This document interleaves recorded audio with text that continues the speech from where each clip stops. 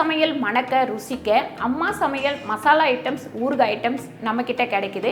நீங்கள் கீழே வந்து நம்பர் கொடுக்குறேன், நம்பரில் காண்டாக்ட் பண்ணுங்கள். வணக்கம், நான் உங்கள் அம்மா வீட்டு சமையல் மீனாட்சி. இன்றைக்கி நம்ம என்ன வீடியோ பார்க்க போகிறோம் அப்படின்னு பார்த்தீங்கன்னா, நம்ம வீட்டில் இந்த பொருள் இல்லைன்னா ஐயோ என்னால் முடியவே முடியாது அப்படின்னு சொல்லிட்டு நிறைய பேர் நினைப்போம். இந்த பொருள் இருந்தால் தான் சமையல் கட்டில் வந்து வேலை ஆகண மாதிரி இருக்கும், எனக்கு இந்த பொருள் இல்லைன்னா தலையே வலிக்கிற மாதிரி இருக்கும் அப்படியெல்லாம் நிறைய பேர் சொல்லுவோம். என்னன்னு கேட்டிங்கன்னா, அது இருந்தால் தான் நமக்கு ரொம்ப ஈஸியாகவும் வேலை முடியும். அதனால் அந்த பொருளை பற்றி தான் நான் உங்களுக்கு ரிவ்யூ பண்ண போகிறேன். இது வந்து ஆல்ரெடி நான் வந்து நிறைய செஞ்சு காமிச்சிருக்கேன். ஆனால் இந்த இது வந்து எப்படி இருக்குது அப்படின்னு சொல்லிட்டு பார்க்கலாம் வாங்க. இன்றைக்கி நம்ம ப்ரீமியர் வெட் கிரைண்டரோட ரிவ்யூ தான் பார்க்க போகிறோம். அது ஃபஸ்ட்டு நம்ம யூஸ் பண்ணும் போது என்ன மாதிரி யூஸ் பண்ணணும், ஆரம்பிக்கும் போது எப்படி அரைக்கணும், மாவு எதை போட்டு அரைச்சி எடுத்தாக்கா அந்த உள்ள கல் அதெல்லாம் வந்து க்ளீன் ஆகிட்டு அதுக்கப்புறம் மாவு எப்படி ஆட்டணும் அப்படின்னு தான் உங்களுக்கு காமிக்க போகிறேன். வாங்க போய் பார்க்கலாம். இது பார்த்திங்கன்னா ப்ரீமியர் வெட் கிரைண்டர். இதில் வந்து 3 கலர் வருது. நம்ம இது ஓப்பன் பண்ணி பார்த்துக்கலாம். பாருங்கள், இந்த கிரைண்டரோட எம்ஆர்பி ரேட்டு பார்த்திங்கன்னா 7550 ரூபா. ஆனால் இப்போ வந்து உங்களுக்கு ஆஃபர் போயின்னு இருக்கிற தொட்டு 6400 சில்லறை இது. அது இல்லாமல் கீழே இருக்கிற கூப்பன் கார்டை யூஸ் பண்ணி நீங்கள் வாங்கினீங்கன்னா இன்னும் கொஞ்சம் நல்லா கம்மியாக கிடைக்கும். இப்போ கிரைண்டரை ஓப்பன் பண்ணி பாக்ஸ்லேருந்து எடுத்த உடனே பார்த்திங்கன்னா வாரண்டி கார்டு, மோட்டருக்கு வந்து 5 வருஷம் வாரண்டி கொடுக்குறாங்க.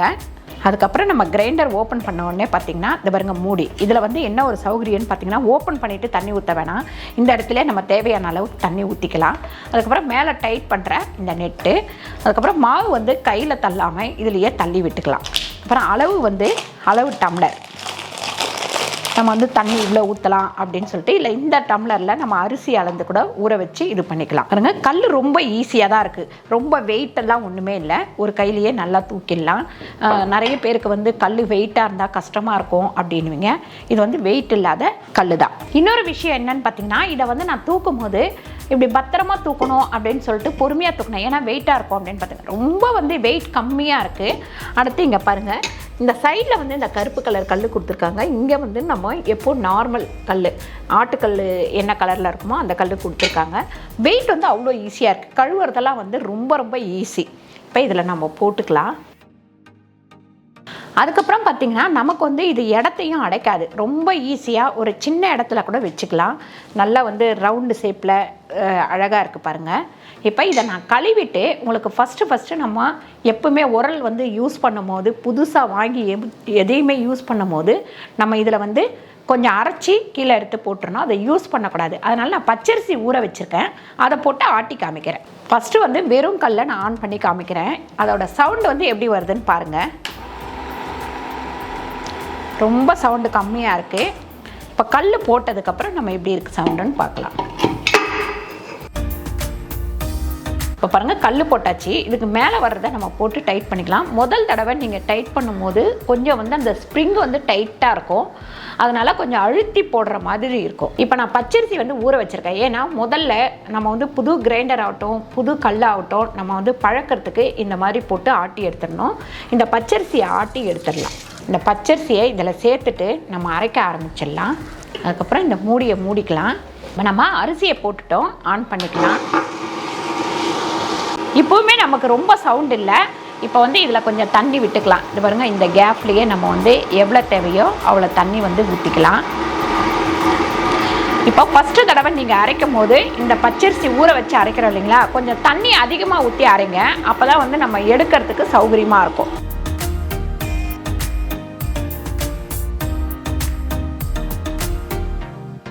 கிட்டத்தட்ட நமக்கு ஒரு 6 நிமிஷம் தான் ஆச்சு. ஆஃப் பண்ணிவிடுவோம். பாருங்கள், நல்ல நைஸாக ஆயிடுச்சு. இப்போ வந்து நம்ம எடுத்து மாவை வந்து சாய்ச்சிக்கலாம்.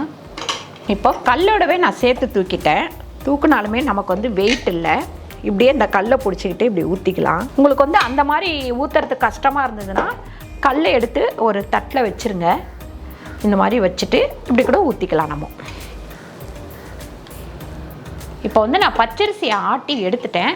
அது வந்து நமக்கு வேஸ்ட்டு தான். ஃபஸ்ட்டு தடவை ஆட்டுறது வந்து வேஸ்ட்டு தான்.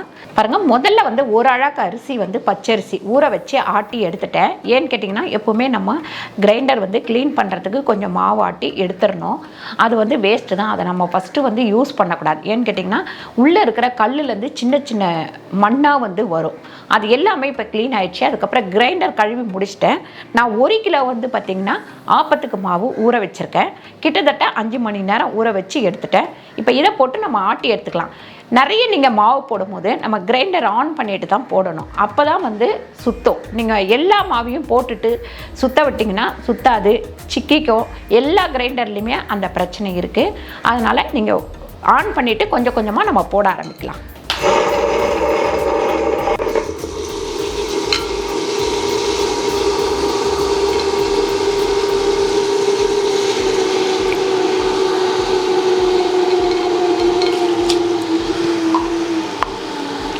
இப்படி கொஞ்சம் தண்ணி ஊற்றணும்.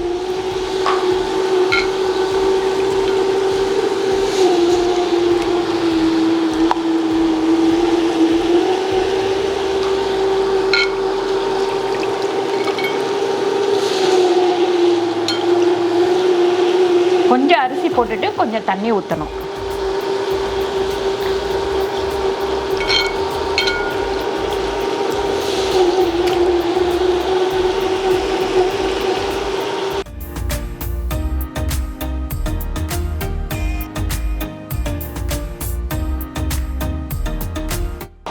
இந்த இடத்துலலாம் கொஞ்சம் தண்ணி விட்டுட்டு அதுக்கப்புறம் பார்த்திங்கன்னா கொஞ்சம் இங்கே தள்ளி விட்டுக்கோங்க.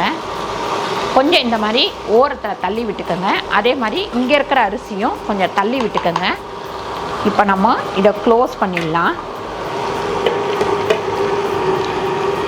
எப்போவுமே கிரைண்டரில் போட்டு கொஞ்சம் மசிஞ்ச உடனே நம்ம தண்ணி ஊற்றிக்கணும். நல்லா டைட் ஆகிடுச்சுன்னா நின்றோம் கிரைண்டரு. எல்லா கிரைண்டருமே அந்த மாதிரி தான். அதனால் கொஞ்சம் கிட்ட இருந்து மாவு ஆட்டுறது ரொம்ப ரொம்ப நல்லது.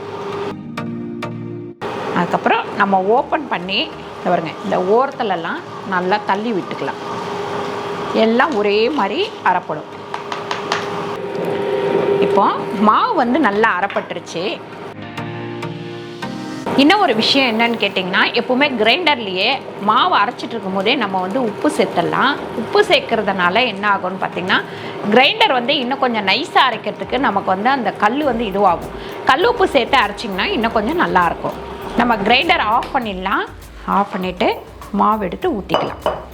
நம்ம இந்த கிரைண்டர் வந்து அரை ஓடி இருக்குது. அரை ஓடியுமே நமக்கு வந்து ஹீட் ஆகலை. நிறைய பேர் கிரைண்டர் வந்து ஹீட் ஆகிடுதுமா அப்படின்னு வந்து சொல்லுவீங்க. முதல்ல நம்ம அரிசி ஆட்டி எடுத்துகிட்டு ஒரு 15 நிமிஷம் டைம் கொடுத்துட்டு அதுக்கப்புறமா நம்ம வந்து உளுந்து போடணும். அந்த மாதிரி கிரைண்டரை நம்ம யூஸ் பண்ணோம் அப்படின்னா ரொம்ப நாளைக்கு வரும்.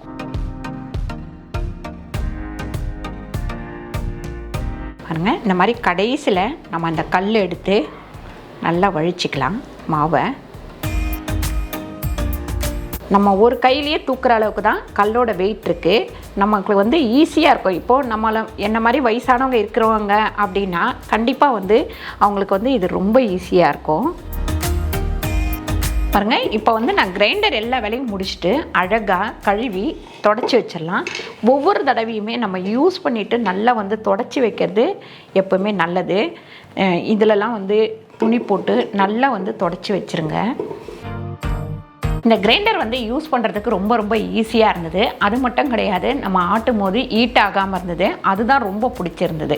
ரெண்டாவது, வெயிட் வந்து இல்லாமல் இருக்குது. அது ஒரு பெரிய விஷயம். நம்ம வந்து மெயினாக வந்து மாவாட்டுறது அப்படின்னாலே ஆட்டுறதும் கல்லை தூக்குறதும் ரொம்ப பயப்படுவோம். நிறைய பேர் கிரைண்டரில் மாவாட்ட பயந்துக்கிட்டு தான் கடையில் வாங்குகிறாங்க. நான் வந்து எப்பவுமே கடையில் மாவு வாங்க மாட்டேன். இதில் கிரைண்டரில் ஆட்டி தான் யூஸ் பண்ணுவேன். நீங்களே வந்து நிறைய வீடியோவில் நீங்கள் பார்த்துருக்கீங்க. அதுவும் பார்த்திங்கன்னா சூப்பரான இந்த பிங்க் கலர் வந்து ரொம்ப ரொம்ப பிடிச்சிருக்கு. ரொம்ப க்யூட்டாகவும் இருக்குது. அது மட்டும் இல்லை, இந்த பிங்க்ன்றது எனக்கு ரொம்ப ரொம்ப ஒரு பிடிச்ச ஒரு கலர். பார்த்துருப்பீங்க, நிறைய சாரீ பார்த்திங்கன்னா என்கிட்ட பிங்க்குன்னு தான் இருக்கும். பிங்க் கலர் மட்டும் இல்லை, இதுலேயே வந்து இன்னும் 2 கலரும் இருக்குது. நீங்கள் உங்களுக்கு எந்த கலர் பிடிக்குமோ அதை சூஸ் பண்ணிக்கோங்க. கீழே கூப்பன் கார்டை யூஸ் பண்ணிங்கன்னா இன்னும் வந்து உங்களுக்கு ஆஃபரோட கிடைக்கும். இந்த வீடியோ உங்கள் எல்லாருக்குமே யூஸ்ஃபுல்லாக இருந்திருக்கும்னு நினைக்கிறேன். இந்த வீடியோ பிடிச்சிருந்தா லைக் பண்ணுங்கள், ஷேர் பண்ணுங்கள், சப்ஸ்கிரைப் பண்ணுங்கள், ஃபேஸ்புக்கில் ஷேர் பண்ணுங்கள், மறக்காமல் கமெண்ட் பண்ணுங்கள். நன்றி, வணக்கம்.